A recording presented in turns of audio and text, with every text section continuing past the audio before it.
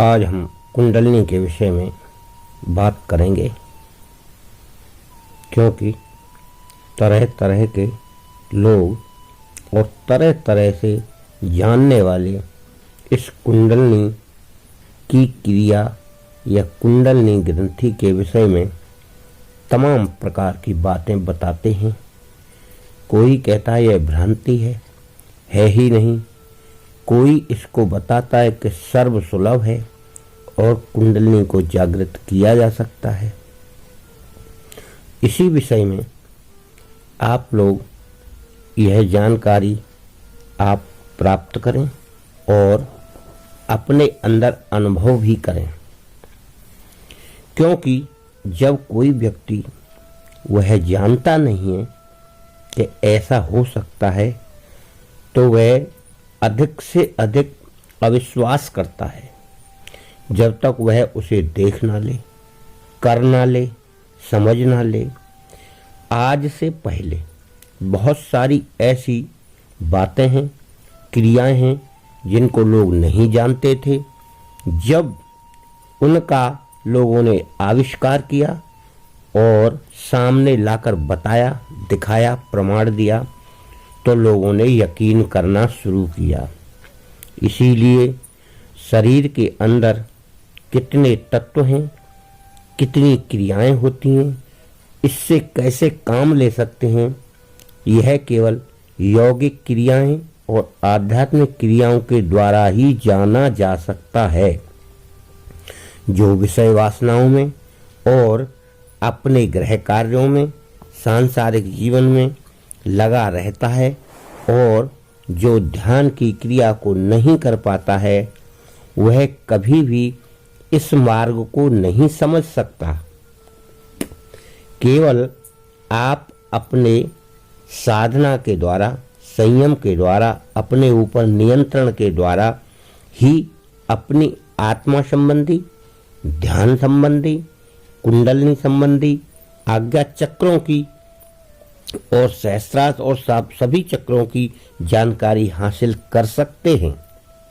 परंतु आप कभी कभी भ्रमित भी हो जाते हैं और कभी कभी आप साधना करने भी लगते हैं। भ्रमित आप तब होते हैं जब आपको कोई लक्षण नहीं दिखाई देते या कोई आपको कामयाबी नहीं मिलती है। आप केवल इसी धुन में लगे रहते हैं कि अभी तक हमको कुछ नहीं दिखाई दिया या कुछ नहीं प्राप्त हुआ। यह ऐसा इसलिए होता है कि आप बहुत जल्दीबाजी में रहते हैं। किसी भी साधना में या किसी भी कर्म में आप जल्दीबाजी करेंगे तो उसका परिणाम नहीं आएगा। अगर हमने कोई बीज बोया है तो वह 5 साल के बाद फलेगा, तो तभी ही फलेगा। आप कितना भी खाद डालो, कितना भी पानी डालो, वह 1 साल के अंदर फलने वाला नहीं है। इस तरह की क्रियाओं के द्वारा आप अपने शरीर से शक्ति प्राप्त कर सकते हैं, जिसका सीधा संबंध ब्रह्मांड से रहता है। और ब्रह्मांड से क्यों रहता है? क्योंकि इस ब्रह्मांड में 5 तत्वों का समावेश है। आज तक इन 5 तत्वों को कोई समझ पाया नहीं है, और कोई 1 तत्व समझता है, कोई 2 तत्व समझता है, कोई 3, कोई 4। पांचों को समझने वाला व्यक्ति परम ब्रह्म कहलाता है, और वह आपको नजर नहीं आएगा, ना आपको वह दिखाई पड़ेगा। वह अन्य गुप्त जगह पर निवास करता है और वहाँ ईश्वर की साधना करता है और अपने आप में ध्यान मग्न होकर ईश्वर में लीन रहता है। इन्हीं क्रियाओं के द्वारा आप कुंडलिनी जागरण कर सकते हैं। कुंडलिनी जागरण के लिए आपको क्रमशः मूलाधार से लेकर एक एक चक्र में जाते हुए और वहाँ ध्यान करते हुए, उसको सिद्ध करते हुए, यानी उस चक्र को सफलतापूर्वक ध्यान के द्वारा सिद्ध कर लें, जिससे उसकी शक्ति आपके अंदर आने लगे। वह शक्ति जो चक्रों में समाहित है या चक्रों में जमा है उसे आप खोलेंगे, तभी वह शरीर के अंदर प्रवाहित होगी। इसी प्रकार से सभी चक्रों की शक्तियां आपके स्थूल शरीर में आना शुरू हो जाएंगी और आप उन सभी शक्तियों से प्रेरित होकर वह कार्य करने लगेंगे और दूसरे व्यक्तियों के या प्राणियों के नज़र में आप उस तरह के दिखाई पड़ेंगे। यानी जिस चक्र से जो शक्ति प्राप्त होगी वह आपके अंदर विद्यमान हो जाएगी। आप अगर यह चाहते हैं कि यह क्रियाएं आनन फानन में कोई जादू की तरह या बहुत जल्दी कर लें और फिर हम चमत्कार दिखाने लगें, ऐसा कभी नहीं हो सकता। क्योंकि कुछ धूर्त लोग जो लोगों को ठगते हैं, अनायास ही बताने लगते हैं कि मेरी कुंडलनी जागरण हो गई, मेरी थर्ड आई जागृत हो गई। इस प्रकार की बातें कोई बताता ही नहीं है। जिसकी थर्ड आई जागृत होगी यानी आज्ञा चक्र, जिसका आज्ञा चक्र जागृत होगा या जिसकी कुंडलनी जागृत होगी या जो समाधि लगा लेगा, तो वह आप लोगों को क्यों बताएगा?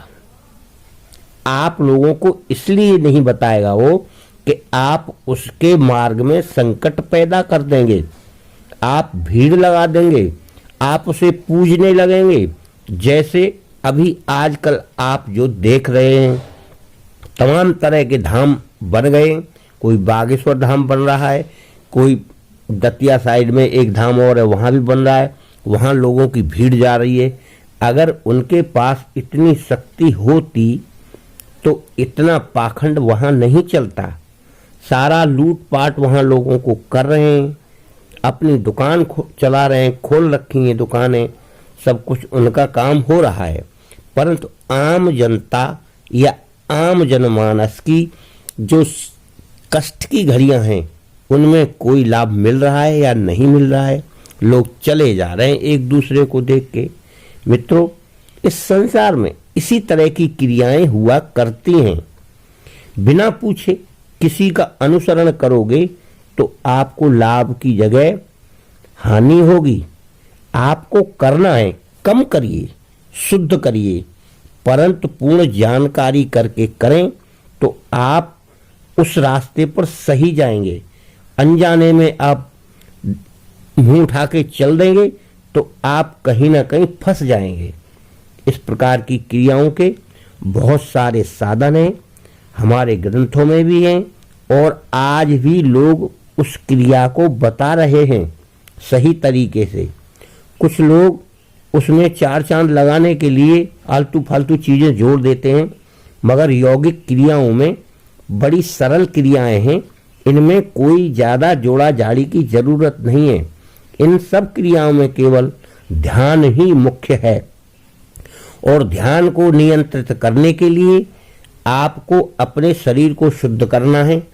वायु को शुद्ध करना है तो प्राणायाम करिए, ध्यान को शुद्ध करना है तो त्राटक करिए और शरीर को शुद्ध करना है तो योग व्यायाम करिए और निरोगी रहना है तो खान पान को आप संयमित कर दिए। और इस प्रकार की क्रियाओं को ही आध्यात्मिक योग क्रियाएं कहते हैं। जब आप इस संसार में रहते हैं तो आप अपने ऊपर नजर डालें और इस ब्रह्मांड के पांचों तत्वों पर भी डालें जिनसे आपको शक्ति प्राप्त होती है। चित्त जल पावक गगन समीरा, इसके बगैर कोई प्राणी, कोई भी और भी इस प्राणी के अलावा जो भी वस्तुएं हैं वो सब एक दूसरे से एनर्जी प्राप्त करती हैं और हमें भी उन्हीं से एनर्जी प्राप्त होती है। यही ब्रह्मांड का स्वरूप है। ब्रह्मांड को जब कोई समझ लेगा तो अपनी आत्मा को भी समझ लेगा और आत्मा और परमात्मा का स्वरूप एक है, जो आप अपने शरीर के और आत्मा के अंदर उसे देख सकते हो केवल ध्यान के द्वारा। यही मेरा आपसे निवेदन है। आप कहीं भ्रमित ना हो, आप कहीं भागे नहीं, आप किसी के चक्कर में नहीं आए। केवल क्रम से योग विद्या, आध्यात्मिक विद्याओं का अनुसरण करते हुए सीखें, करें और समझें। एक दिन आपको सफलता अवश्य मिलेगी। धन्यवाद।